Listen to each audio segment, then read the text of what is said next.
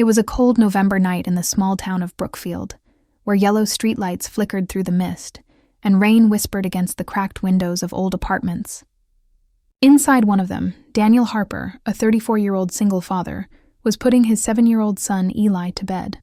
The heater had been broken for weeks, and the sound of the wind whistling through the gaps in the walls felt almost alive. Daniel tucked the thin blanket around Eli's shoulders, brushed the boy's hair back, and whispered, "Sleep tight, buddy. Tomorrow will be better." But Daniel knew tomorrow would be much like today. Another long shift at the auto shop, another stack of unpaid bills, another evening counting coins for groceries. Since his wife's passing 2 years ago, life had been a quiet battle between surviving and staying kind. When Daniel finally sat down on the couch, his eyes closed for just a moment. Then came the knock. At first it was soft, a hesitant tap against the door. He frowned, half expecting a neighbor complaining about the leaking pipe in the hallway again. But the knock came again, firmer, quicker. Daniel stood, groaning from the ache in his back, and opened the door. Standing there were 2 little girls, no older than 6 or 7, drenched in rain.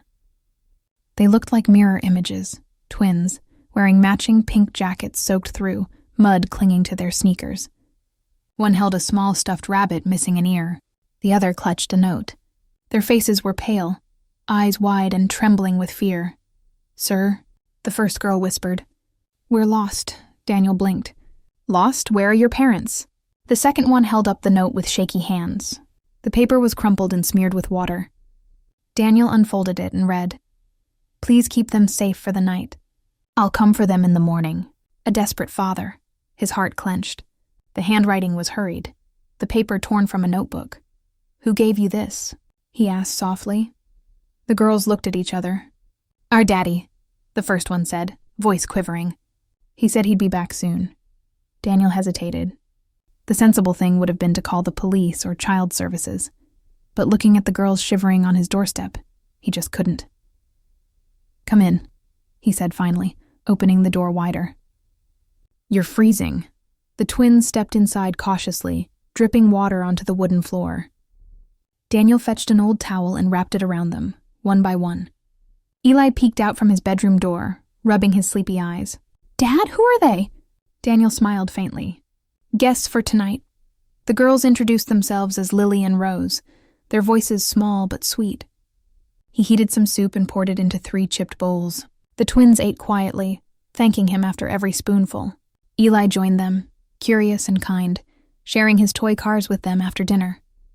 Before long, laughter, something Daniel hadn't heard in a long time, filled the apartment again. Later, as he tucked all 3 children into blankets on the couch, Daniel asked softly, "Do you know where your daddy went?" Rose shook her head. "He said he had to fix something, but he'd come back." Daniel looked at the note again, worry gnawing at his chest. Whoever their father was, he must have been desperate to leave them with a stranger. That night, Daniel couldn't sleep. He kept checking on the twins, making sure they were warm. His mind wrestled between reason and compassion. He didn't have enough food for the week. He barely made rent. But something in his heart told him he'd done the right thing.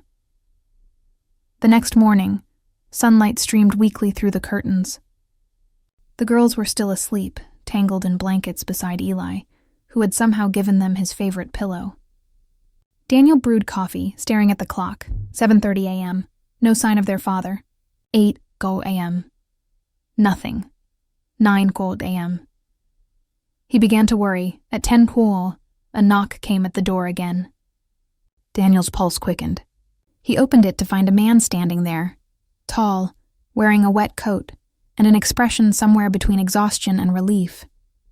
His eyes, dark and weary, instantly softened when he saw the twins peeking from behind Daniel's leg. "Lily, Rose, Daddy!" they cried, running into his arms. Daniel stepped back, exhaling in relief. "You must be their father." The man nodded, hugging his daughters tightly. "Yes, thank you for taking them in. I didn't have a choice." His voice cracked. "Our car broke down outside town. I went for help, but by the time I came back, they were gone. I looked all night." Daniel could see the man was sincere. Mud on his shoes, exhaustion in his face. They were scared, But they're safe now. The man reached into his coat pocket and pulled out a wad of bills. Please, take this. For your kindness. Daniel shook his head. No need. They were just kids who needed warmth. The man stared at him, speechless for a moment. Not many people would have done what you did. You didn't even know who they were. Daniel shrugged lightly. You don't need to know someone to help them? The stranger smiled faintly. You're a good man. He paused. My name's Adrian. Adrian Miles. The name meant nothing to Daniel, but if he'd read the financial pages, he might have known it. Adrian Miles was one of the wealthiest developers in the state. But Adrian didn't mention that. He just thanked Daniel again and left with his daughters, disappearing down the rainy street. Life went on. Days turned into weeks. Daniel's life returned to its slow rhythm. Work, bills, bedtime stories with Eli. He didn't think about the twins again, except sometimes when Eli asked, Do you think they're okay, Dad? And Daniel would smile and say, Yeah, buddy, I think they're just fine. Then one afternoon, a black sedan pulled up outside the auto shop where Daniel worked. Out stepped a man in a tailored suit, Adrian Miles. Daniel almost didn't recognize him without the mud and exhaustion. Mr. Harper? Adrian said, walking up with a smile.